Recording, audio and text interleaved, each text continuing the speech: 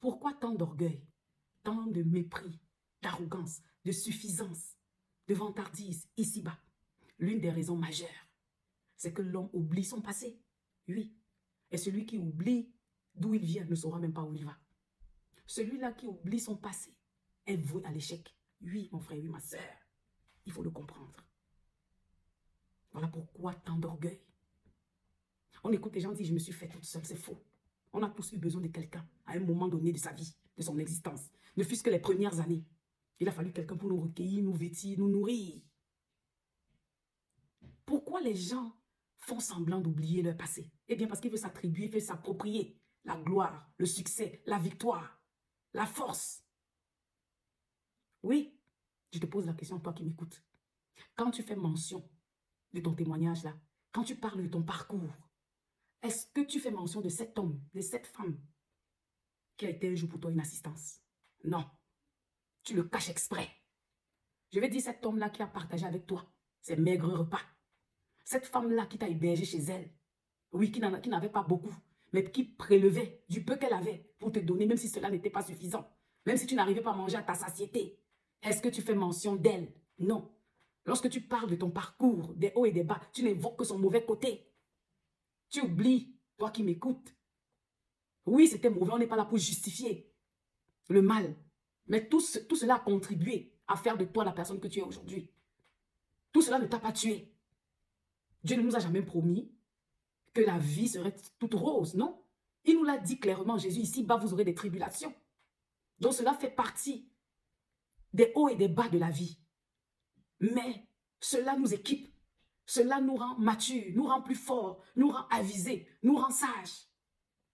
Et cela fait sortir de nous nos talents, notre potentiel. Oui, les challenges et les défis font de nous des personnes meilleures. C'est ça le but de Dieu. Toi là qui m'écoutes, parfois toi, tu vis là dans ton pays. C'est parfois une amie à toi, une sœur, un frère, ta cousine, une connaissance qui vit dans ton pays ou à l'étranger. C'est cette personne-là qui t'aide à payer ton loyer, qui t'aide à payer la scolarité de tes enfants, qui intervient à chaque fois que tu as des problèmes. Mais je vais te poser la question. Est-ce que tu l'as déjà raconté à tes propres enfants? Quand tu parles de ton parcours, de ton histoire, est-ce que tu as déjà évoqué le nom de cette tata, de ce tonton, de cet ami à tes propres enfants? Non. Tu caches exprès cette partie de ton parcours, de ton histoire. Tu le fais exprès pour t'approprier la gloire, pour dire je me suis fait toute seule, personne ne m'a aidé. Oui, c'était quoi? Et tu es étonné de voir que tes choses n'avancent pas. Voilà la raison pour laquelle, bien évidemment, on voit des gens quitter l'Europe, arriver en Afrique. Ils se font piétiner, mépriser par les petits-enfants de la famille. Alors que ces personnes-là sont bien conscientes qu'elles ont aidé les parents de ces enfants-là. Ces personnes-là sont conscientes combien de fois elles ont intervenu, même quand ses propres enfants-là étaient malades.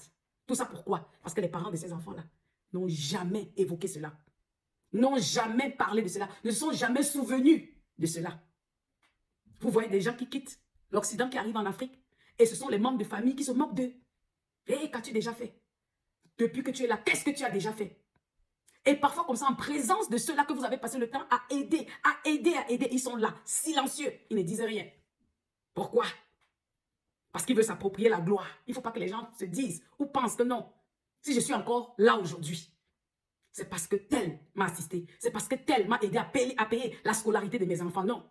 Moi, je me suis battue toute seule à élever mes enfants, à payer leur école, à faire ci et ça. Alors que tu es bien conscient, tu peux mentir aux autres. Bien aimé, je peux vous mentir. Vous ne me connaissez pas, mais je peux pas mentir aux membres de ma famille, à ceux-là qui m'ont vu naître, à mes camarades, mes amis d'enfance. Parce que tu veux t'approprier cette gloire. Tu ne veux même pas que tes enfants-là aient un jour en cœur, dans leur pensée, que eux aussi, ils ont été assistés. Et vous êtes étonnés de voir que rien ne vous réussit. Dieu, bien-aimé, résiste à l'orgueilleux. Tous les péchés que nous pouvons commettre, nous ouvrons la porte à l'ennemi, aux démons, au diable, on leur donne le droit légal. Mais quant à l'orgueil, c'est Dieu lui-même qui nous résiste. Oui. Et si nous regardons la parole de Dieu de la Genèse, Apocalypse, Dieu, bien-aimé, veut nous voir être reconnaissants, veut nous voir toujours nous souvenir de qui on était et qui nous sommes. La preuve, Jésus-Christ, jusqu'à présent, garde en lui, sur lui, les marques de la crucifixion. Souvenir de son passage ici-bas, de son œuvre à la croix de Golgotha. Quand nous regardons la parole de Dieu, à David, Dieu dit, souviens-toi, que tu n'étais qu'un petit berger. Regarde ce que j'ai fait de toi aujourd'hui. On lit dans Josué. Dieu dit, recueille, rassemble les pierres, 12 pierres. Comme ça, vous allez le montrer. Comme souvenir à vos enfants, aux petits-enfants, aux arrière-petits-enfants. En disant, voilà, vous avez que nos ancêtres ont traversé à pied sec le Jourdain. Mais toi, tu es là, tu fais table rase parce que tu veux t'approprier la gloire. Et c'est ce que nous voyons, nous sommes étonnés. Tant d'arrogance, de suffisance ici-bas. Parce que les gens pensent que c'est par leur force, c'est par leur pouvoir, c'est par leur savoir qu'ils sont là où ils sont. Aujourd'hui, par ma voix, Dieu te dit, tu veux être élevé, car Dieu rabaisse l'orgueilleux et il élève le humble. Dieu résiste à l'orgueilleux, mais il fait grâce au humble. Alors, souviens-toi d'où tu viens. Souviens-toi de qui tu étais et de qui tu es maintenant. Souviens-toi de ton passé, d'où tu viens. Alors tu sauras exactement où tu vas.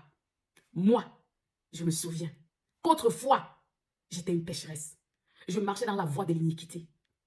Mais par sa grâce, Jésus m'a sorti des ténèbres à sa merveilleuse lumière. Il a changé mon identité.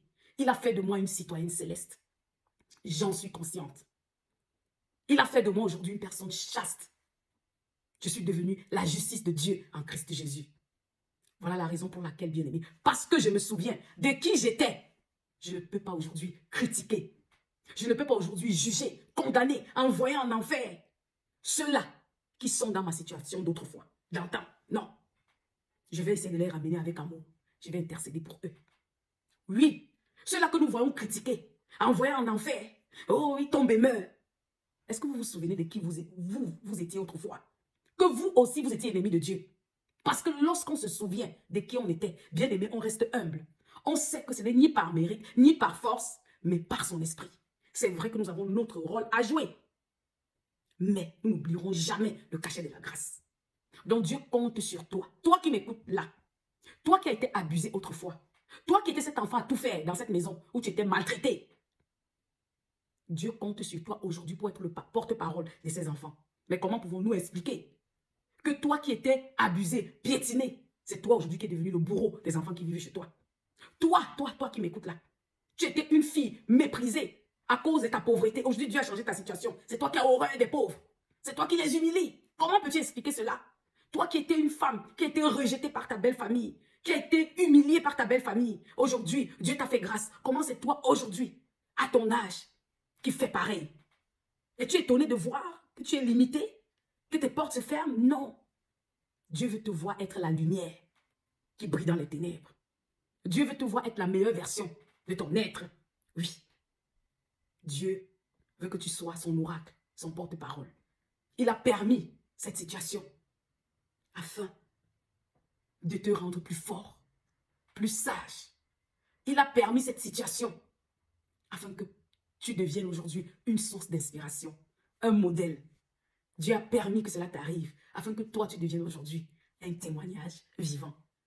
Si cela est arrivé avec toi, si Dieu a pu le faire avec toi, alors il pourra le faire avec quelqu'un d'autre. Sois béni richement au nom de Jésus.